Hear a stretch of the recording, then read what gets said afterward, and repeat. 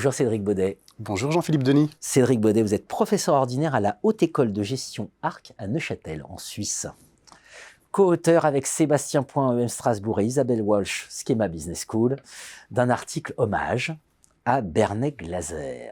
Bernet Glaser in memoriam dans la Revue française de gestion. Alors, peut-être en quelques mots, pour les chercheurs en gestion, pour faire simple, c'est ce que vous rappelez dans l'article. Glaser, c'est d'abord Glaser et Strauss. C'était avant le grand divorce. Mais Glaser, c'est Glaser et Strauss, c'est-à-dire 20% de la production francophone, c'est ce que vous mentionnez, 20% de la production francophone, donc des articles publiés, citent Glaser et Strauss. C'est énorme, c'est un papier sur 5, et ce sont les pères de l'approche dite de la théorie enracinée. Exactement. Et vous savez, Jean-Philippe Denis, ce qui est incroyable, c'est que Bernet Glaser pensait ne pas être cité par les chercheurs francophones. Il avait ce regret. Il l'exprimait et il disait, en plus, en sciences de gestion, vous achetez pas mes bouquins. Ouais. Donc ça, c'était un peu le regret qu'il avait, et on s'est dit, avec Isabelle Walsh et Sébastien Point, comment essayer de lui rendre hommage ? Faire un énième papier sur une méthodologie, ça a relativement peu d'intérêt. Ouais. On s'est dit, on va voir comment les choses sont mobilisées. Alors déjà, on a pu, en effet, démontrer que Glaser se trompait. Et je suis sûr que, malheureusement, il est décédé en 2022, je suis sûr qu'il serait heureux de s'être trompé. Ouais. Hein ? On a réussi à faire émerger, en fait, une fausse croyance de Glaser et d'y répondre. Bien sûr. Donc ça, c'est quand même quelque chose d'assez intéressant. Ensuite, on a analysé un peu plus de 2000 papiers, en effet, dans les revues francophones, et on a pu se rendre compte qu'il est énormément cité, comme vous l'avez dit. Généralement, les chercheurs francophones respectent l'esprit de la théorie enracinée. Par contre, force est de constater qu'il y a quelques éléments qu'on pourrait améliorer.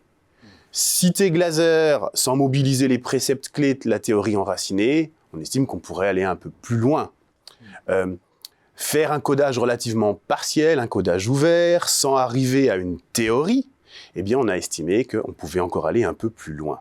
Donc, les chercheurs français, si vous voulez, ils respectent cet esprit, mais ils ne respectent pas Glaser à la lettre au niveau de ce qu'ils font dans leur papier.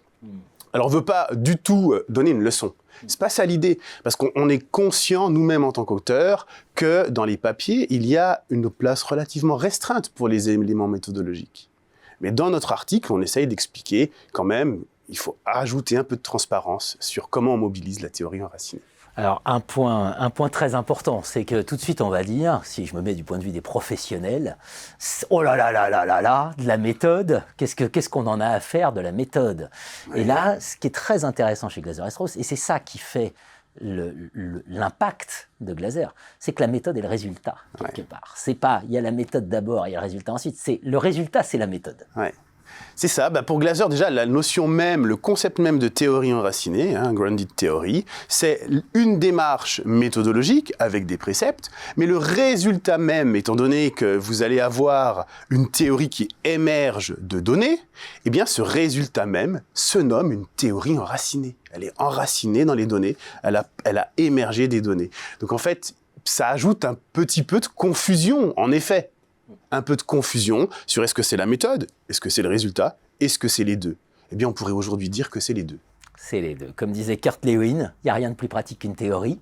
Voilà, donc ça veut dire, et c'est ça l'enseignement à retenir, y compris pour les professionnels et les praticiens, c'est que toute donnée est porteuse de théorie. Oui. Voilà, contrairement à ce qu'on pense. Il n'y a pas de fait qui ne soit pas porteur de théorie. C'est passionnant. Et évidemment, pour les enseignants-chercheurs, à méditer avec, au total, plus de 10 000 articles que vous êtes allés sonder sur l'usage de Glaser et Strauss. Bernet Glaser, 1930-2022, in memoriam, c'est dans la Revue française de gestion, le numéro 313. Merci à vous, Cédric Baudet. Merci.